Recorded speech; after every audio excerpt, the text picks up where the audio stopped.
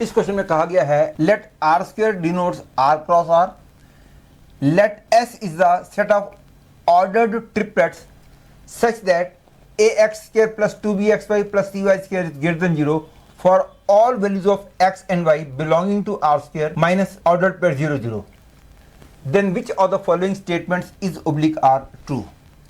You have to find the correct choice. कहने का मतलब है कि s जो है ऐसे सारे ऑर्डर्ड ट्रिपलेट्स का सेट है जिनके लिए ax square plus 2bxy plus cy square greater than 0 है for all values of x and y belonging to r square except the point 0 0. मतलब कि s जो है ऐसे सारे ऑर्डर ट्रिपलेट्स का सेट है जिनकी वैल्यूज को मैं abc की जगह रखूं तो x और y की हर एक वैल्यू के लिए ये पॉजिटिव आना चाहिए except the case when x is 0 and y is 0.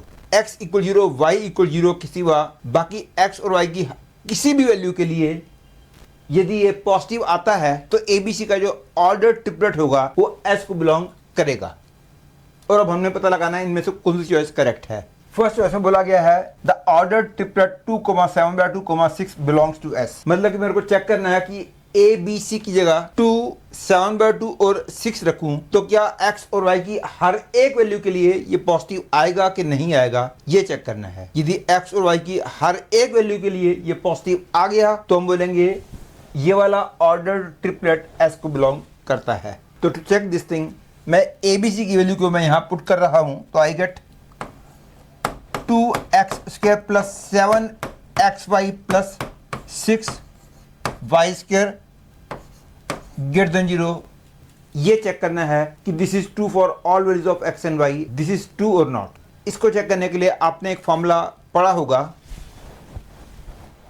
वो ये है कि कोई quadratic pt square plus qt plus r greater than 0 for all values of t. ये बात ट्रू तब होती है यदि p पॉजिटिव हो और d नेगेटिव हो. d means discriminant.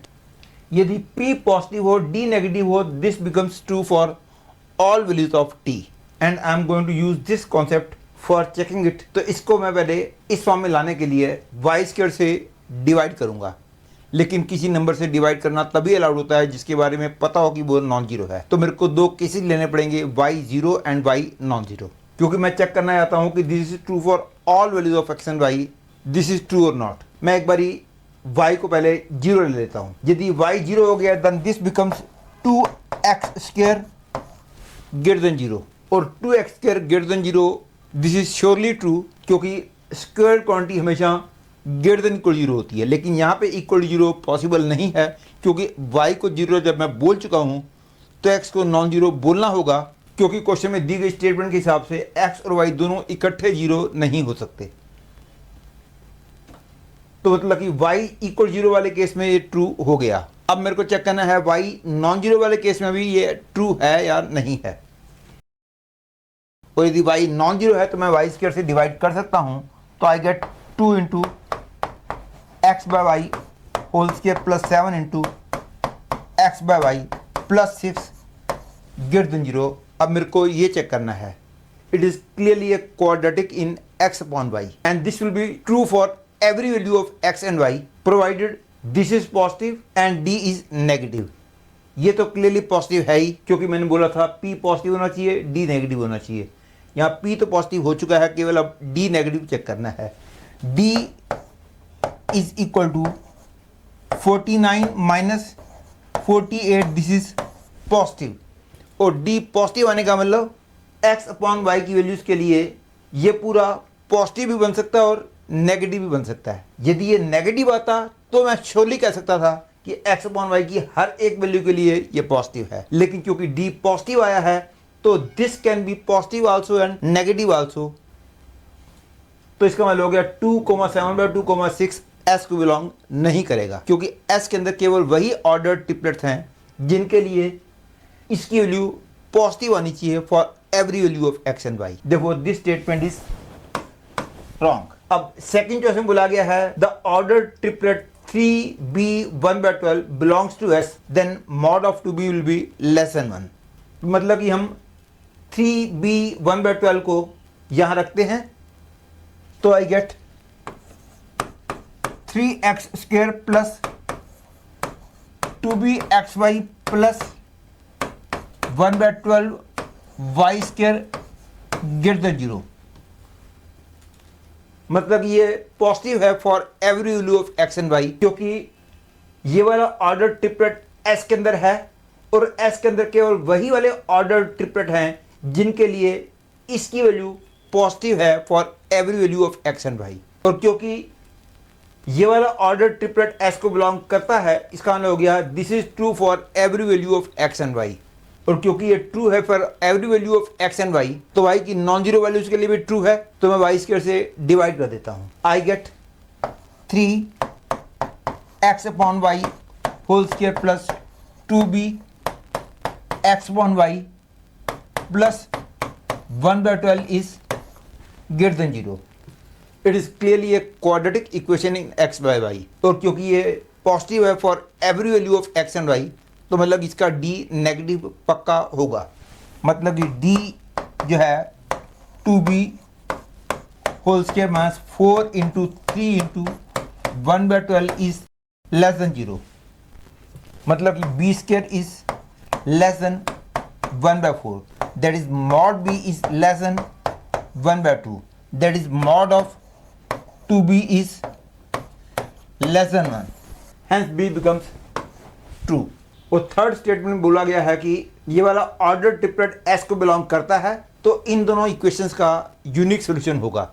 आपको पता होगा कि दो साइमल्टेनियस इक्वेशन का यूनिक सॉल्यूशन तब होता है यदि a/b और b/c बराबर ना हो।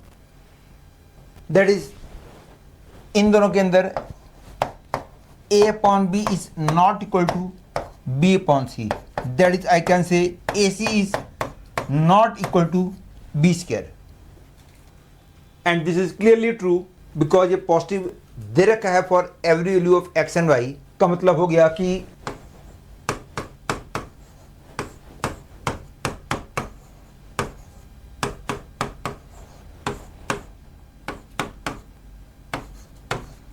इसका d जो है वो नेगेटिव होगा और a पॉजिटिव होगा। और d नेगेटिव का मतलब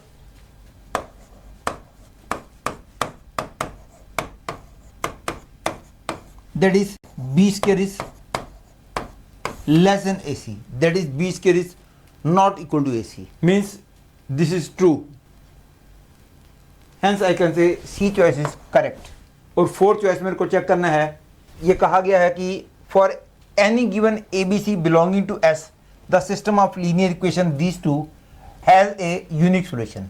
इसका unique solution तब होगा if a plus 1 upon b is not equal to b upon c plus 1, and this means a plus 1 into c plus 1 is not equal to b square। ये check करना, मतलब ये check करना, and this means ac plus a plus C plus 1 minus B square not equal 0। अब मेरे को इसको check करना है, and this is clearly true because A C minus B square is a positive number. ये बात मैं यहाँ प्रूव कर चुका हूँ। ए और सी तो ऑलरेडी पॉजिटिव हैं, क्योंकि मैंने बोला था कोई quadratic greater than 0 for all values of T तब होती है जब coefficient of T square positive हो और डी नेगेटिव हो, और उसको वाई स्क्वायर से डिवाइड करके x/y में क्वाड्रेटिक बनाया जा सकता है। और क्वाड्रेटिक बनाने के बाद ऑलवेज ग्रेटर देन 0 वाली बात तब ट्रू होगी यदि a पॉजिटिव हो, और a पॉजिटिव हो तो c पक्का पॉजिटिव होगा, क्योंकि b square less than AC का मतलब है AC is a positive number, और a पॉजिटिव है तो c भी पॉजिटिव होगा। या उसको ऐसे भी बोल सकते हो कि आप इसको x स्क्वायर से डिवाइड कर दो तो y/x में क्वाड्रेटिक बन जाएगी, और y/x में क्वाड्रेटिक बन गई तो ग्रेटर देन 0 वाली बात तब ट्रू होगी यदि c पॉजिटिव होगा। तो AC माइनस बी स्क्वायर भी पॉजिटिव है, A भी पॉजिटिव है, C भी पॉजिटिव है, 1 भी पॉजिटिव है, तो सारे पॉजिटिव नंबर्स का सम तो कभी 0 आ ही नहीं सकता। Therefore this is true, hence this is also correct.